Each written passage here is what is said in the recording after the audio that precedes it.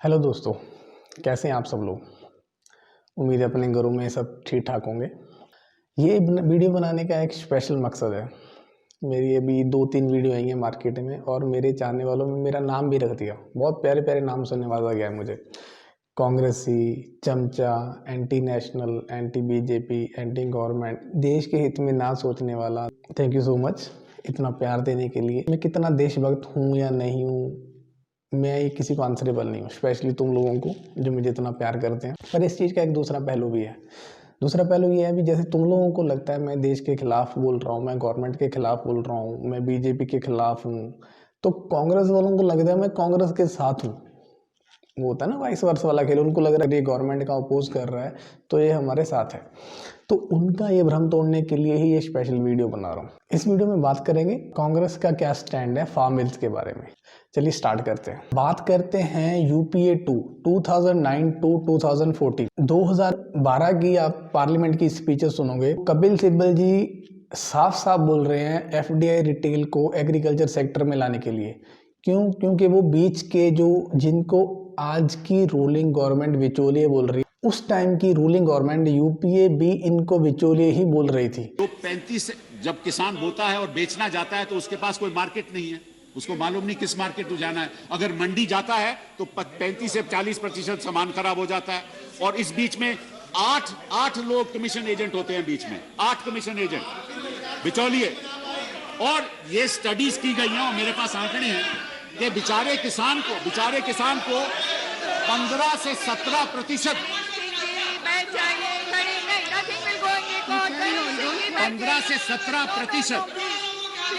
15 से 17% जो माल मार्केट में बिकता है उसका केवल 15 से 17% किसान को जाता है, बाकी बिचौलियों को चले जाता है।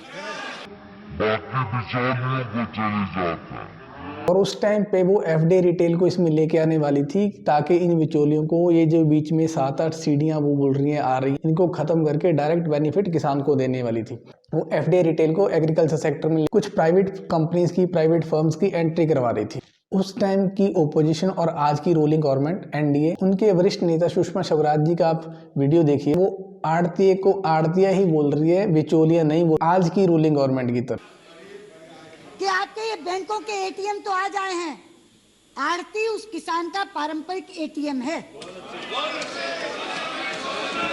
किसान को बेटी की शादी करनी हो, बुआ का भात भरना हो, बहन का छूछक देना हो, बच्चे की पढ़ाई करानी हो, बाप की दवाई करानी हो, सिर पे साफा बांधता है और सीधा मंडी में आड़ती किया जाकर खड़ा है। ये कहना कि बिचौलिया को आप समाप्त कर देंगे या मिडलमैन को आप समाप्त कर देंगे, ये बात सिरे से गलत। सेम गवर्नमेंट है, बस फर्क किस चीज का पड़ रहा है।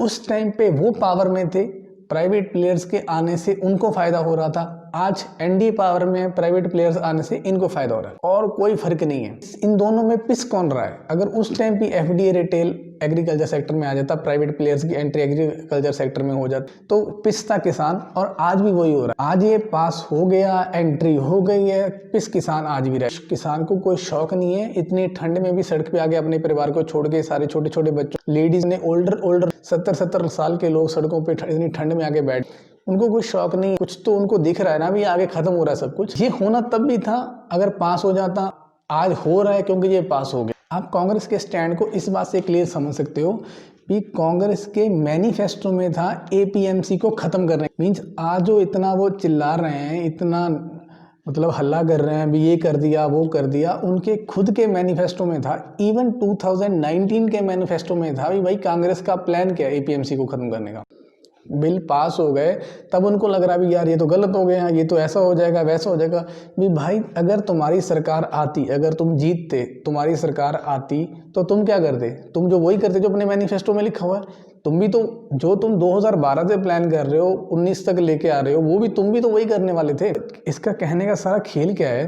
किसी को अच्छा लगे बुरा लगे, कोई भी सरकार है, किसी को किसान से कोई लेना देना नहीं है। चाहे वो बीजेपी है, आप है या कांग्रेस है, किसी को कोई लेना देना नहीं है। सब अपनी रोटियां सेक रहे हैं। 2012 में बीजेपी यूज कर रही थी एनडीए गवर्नमेंट, आज कांग्रेस यूज कर रही है। कोई किसी का हितैषी नहीं है यहाँ पे। पंजाब गवर्नमेंट ने एक और खेल खेला है, सेंटर के 3 बिल्स के अपने स्टेट की 3 बिल्स ले आई। पहले तो आपको इनके बिल बताता हूँ क्या है, फिर इसका लूप होल बताता हूँ ये क्या चालाकी कर रहे हैं। वो बिल लेके आए हैं 23 फसलों की MSP से कोई भी नीचे खरीदेगा तो उसको 3 साल की सजा होगी और फाइन होगा। एसेंशियल कमोडिटीज को अकोमोडेट करने का बिल ना, उसमें उन्होंने सारे राइट्स स्टेट गवर्नमेंट के पास लिए हैं।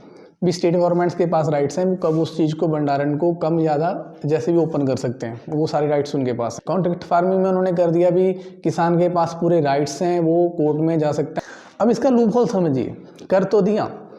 अब ये सेंटर के लॉज हैं, कोई मजाक नहीं है। मतलब सेंटर ने लॉ पास किया, स्टेट ने अपने बना के उसको कैंसिल नहीं। ये तभी पास होंगे अगर आपको गवर्नर का अप्रूवल मिलेगा। पहले तो विधानसभा से चलो पास हो गए, उसके बाद अगर गवर्नर के से अप्रूवल मिलता है, फिर प्रेसिडेंट से अप्रूवल मिलेगा, तब जाके ये होगा। कहाँ मिला? किसी से नहीं।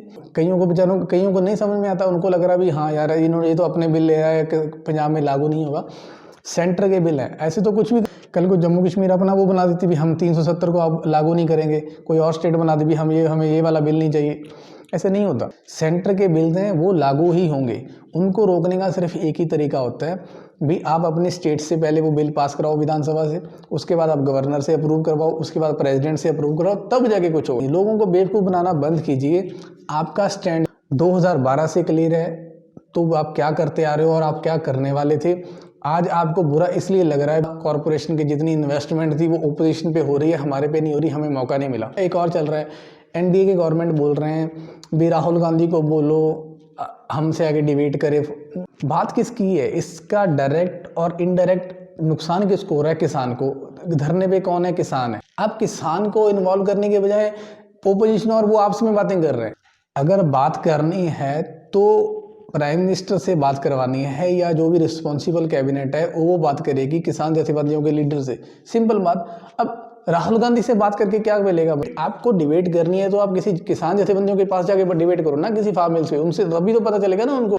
राहुल गांधी तो अपना छुट्टियां मनाने इटली गया हुआ है, वो थोड़ी धरने पे बैठा है। जो धरने पे बैठे हैं उनके लीडर्स को बुलाओ, उनसे बात करो, उनसे पूछो क्या प्रॉब्लम। ये होता है रोटियों सेकने का, बोर्ड बनाने का तरीका भी। ऐसे बंदे से बात करो जिसका कोई लॉजिक ही ना हो। राहुल गांधी को बुला लो, उसको तो वैसे ही कुछ नहीं पता। वो तो क्या चल रहा है, बहती गंगा में हाथ धो रहा है। अभी चलो अभी किसान अभी इतनी सरकार के खिलाफ हो रहा है तो चलो इसमें हाथ धो लो। तो मेरी सभी से हाथ जोड़ के गुजारिश है, इसको पॉलिटिकल मुद्दा बनाना बंद कीजिए।